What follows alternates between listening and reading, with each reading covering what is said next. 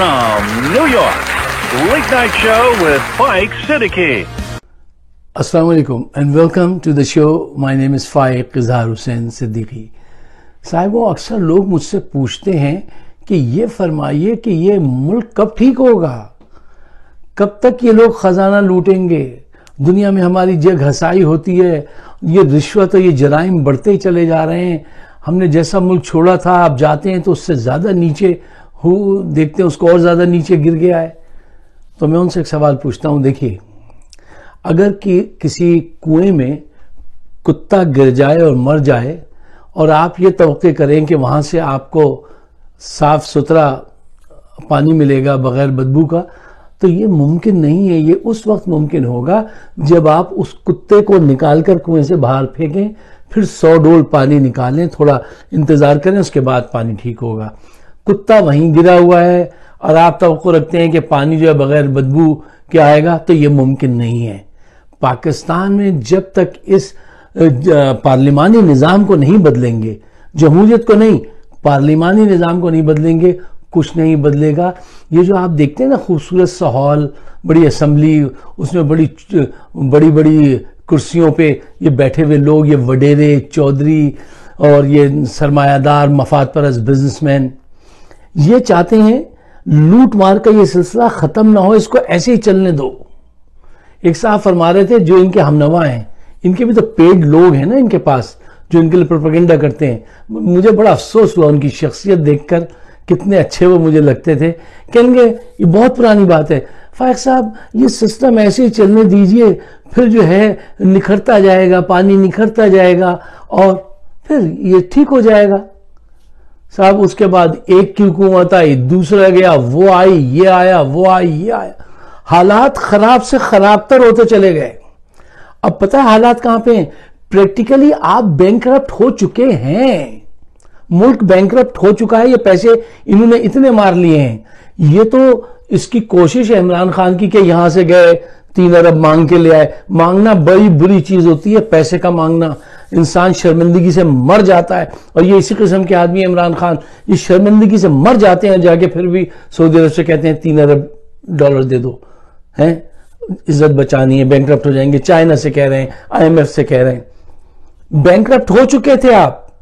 ये तो मांग मांग के लाके उसने अपने आप को खड़ा किया हुआ है। अल्लाह किसी को ऐसा ना करे कि पैसे किसी से मांगने पड़े। तो जब तक ये लोग, ये सिस्टम चलेगा, ये ऐसे लूट मार मची रहेगी। इस सिस्टम को बदलिए। सदारती निजाम पे मैंने पहले भी एक वीडियो की थी, फिर मजीद इस पे बात करेंगे। अच्छा, एक और सवाल जो मुझसे अक्सर लोग पूछते हैं, यार इमरान खान भी तो कुछ नहीं कर सके फाइक साहब, जो आप कहते थे वो कुछ कर। अरे भाई, एक इतने बड़े नाकारा सिस्टम में एक अच्छा लीडर कामयाब नहीं हो सकता। उसने भी देख लिया, वो 24/7 काम करता है। अभी तक उसकी कोई वेकेशन नहीं। कभी आपने सुना है कि वो वेकेशन पे जा रहे हैं, लंदन में बाजार में कहवा पी रहे हैं बैठ के? ना ना ना ना ना, सिर्फ काम कि किसी सूरत पाकिस्तान बच जाए। एक दफा फ्रांस के एक सदर ने फोन किया कि उनसे बात करा दो, को हमारे मुल्क का दौरा करें, तो उसने पता उनको क्या जवाब दिलवाया था? उसने कहा था अभी मुल्क के हालात बहुत खराब है, मैं फिर आऊंगा। फोन कॉल्स तक नहीं ली थी जब वो गवर्नमेंट में आए थे कि यार यहां तो हालात, जब आए तो पता चला कि यहां तो इतनी मतलब खराब सूरत हाल है कि उसको कैसे कंट्रोल करेंगे। तो देखिए, एक खराब सिस्टम में एक अच्छा लीडर कुछ नहीं करता, ये पूरा सिस्टम बदलना पड़ेगा।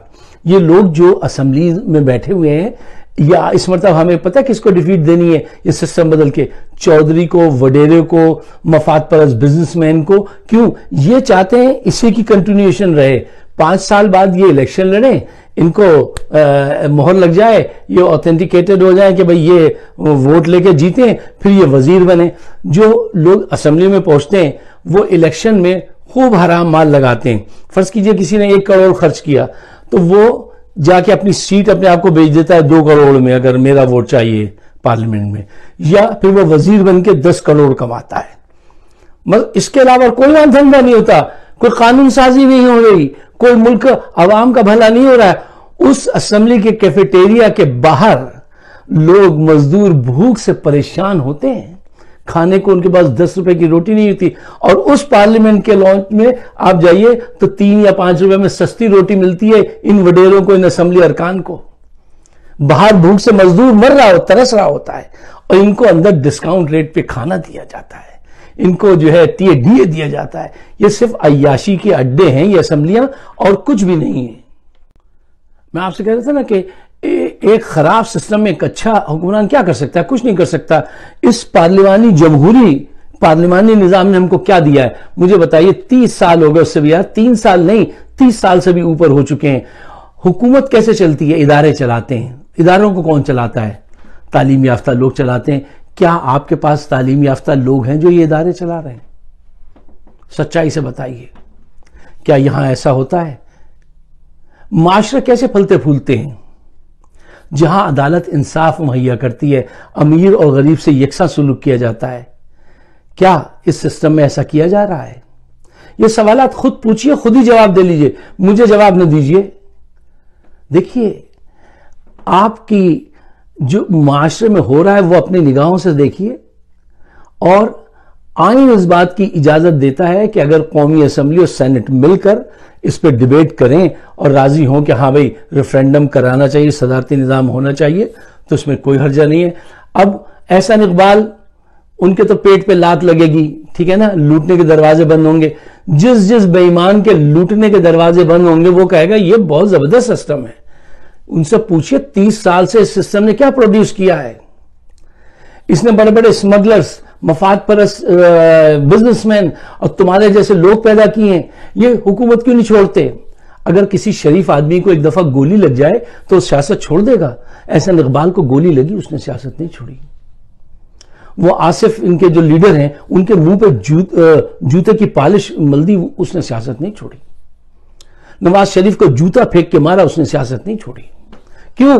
खजाना लूटने का कारवां है ये लोग खजाना लूटने वाले लोग हैं। और फिर इनके अंदर कोई जमहूरियत है? इनके अंदर कोई जमहूरियत नहीं है। इनके अंदर वो सिविल डिक्टेटरशिप है। आप जरा अंदाजा लगाइए कि ये 2 सियासी जमातें हैं पाकिस्तान की बड़ी, इनका क्या हाल है सच्चाई से। भुट्टो साहब फौजियों की गोद में बैठे थे, उसको अपना बाप कहते थे, डैडी, जिसको बाद में उन्होंने बदनाम किया था, अयूब खान को डैडी कहते थे उनको। ये पीपल्स पार्टी के, नून लीग के ये जो सरबराह हैं नवाज साहब, ये ज़ियाउल हक को अपना रूहानी बाप कहते थे। ये दोनों जमातें जो हैं, इनके वहां कभी इलेक्शन होते हैं, कभी इलेक्शन नहीं होते। पीपल्स पार्टी में वो एतजाज अहसन जैसा लायक आदमी है, लेकिन क्या उसको उस पार्टी का सरबराह बनाएंगे? कभी नहीं बनाएंगे। वो तो डायनेस्टी चल रही है, ये घर की एंटरप्राइजेज है, ये बिजनेस चल रहा है कि पहले बाप लूटता है, फिर बेटा बेटी दामाद को ले आते हैं, अब तुम लूटो। ये जनरेशन से ये काम हो रहा है। अब आवाम भी इस बात को समझ गई है कि नहीं, ये इनफ इज इनफ, वाकईतन हालात इतने खराब हुए हैं और इनको हटाना पड़ेगा। अच्छा, एक बात जो मैं आपके सामने रखना चाहता हूं, देखिए, जब एक सिस्टम खत्म होता है और दूसरा नया सिस्टम लाते हैं, तो जो नया सिस्टम आता है, पुराने सिस्टम वाले लोग वो कोई आपको वेलकम थोड़ी करते हैं। वो कोई ये थोड़ी कहते हैं अच्छा हमसे गलती हो गई, अब आप नया सिस्टम लाके चला के देख लीजिए। ना ना ना ना ना, वो आपको बदनाम करेंगे, वो आपको आने नहीं देंगे। अगर आप आ गए तो आपको नाकाम करने की कोशिश करेंगे। लेकिन अब आवाम को, खवास को, आपकी जो एस्टेब्लिशमेंट है उसको भी एहसास हो गया है कि जब तक ये वडेरे जागीरदार असेंबलियों में पहुंचते रहेंगे, मुल्क ऐसे ही लुटता रहेगा। और दुनिया जो है ना, वो जियो पॉलिटिक्स से जियो इकोनॉमिक्स की तरफ घूम चुकी है, और जिस मुल्क की मईशत बैठ जाएगी वो मुल्क भी बैठ जाएगा। मैं बताता हूं आपको, जो लोग इस करप्ट सिस्टम को जारी रखना चाहते हैं, उनके चेहरे, किरदार, उनका बैंक अकाउंट देख लीजिए। अब ये मौका है, मिला है, आज कौम के अंदर ये चीज पैदा हुई है। अभी तक इमरान खान सामने नहीं आया, विद इन द नेशन उनके कौम के जहन में एक चीज पैदा हो गई है कि नहीं, हमें इस सिस्टम को जो है खुदाफिज कहना है और सदारती सिस्टम लाना है, जिसके अंदर सदारती सिस्टम में फायदे क्या है कि सदर सबके वोट से चुना जाएगा, वो सारी कौम को जवाबदेह होगा, ज्यादा अपने आप को रिस्पॉन्सिबल समझेगा, जल्दी डिसीजन किया करेगा, अच्छे लायक लोगों की गवर्नमेंट बनाएगा, और वो रिस्पॉन्सिबल होगा कि विद इन 4 ईयर्स उसको दोबारा कौम का सामना करना पड़ेगा, वो जाके उसको वोट मांगना पड़ेगा, और अगर वो कोई गलती करता है तो उसकी इंपीचमेंट हो सकती है।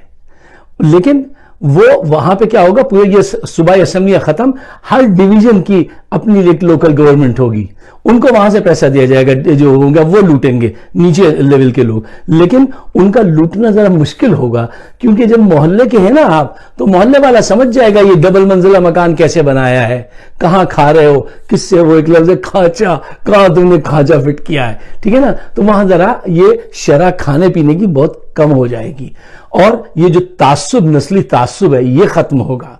तो मैं समझता हूं पाकिस्तान के लिए बहुत अच्छी चॉइस है। लेकिन इस वक्त अपने कम्युनिकेशन को बढ़ाइए। अगर आपका ईमान है, आप एक अरसे से कह रहे हैं ना यार पाकिस्तान कब ठीक होगा, अब ठीक होने का वक्त आ गया है। लोगों के अंदर ये लहर रोज पैदा नहीं होती है, बहुत अरसे के बाद पैदा हुई है, सारे जराइम देखने के बाद।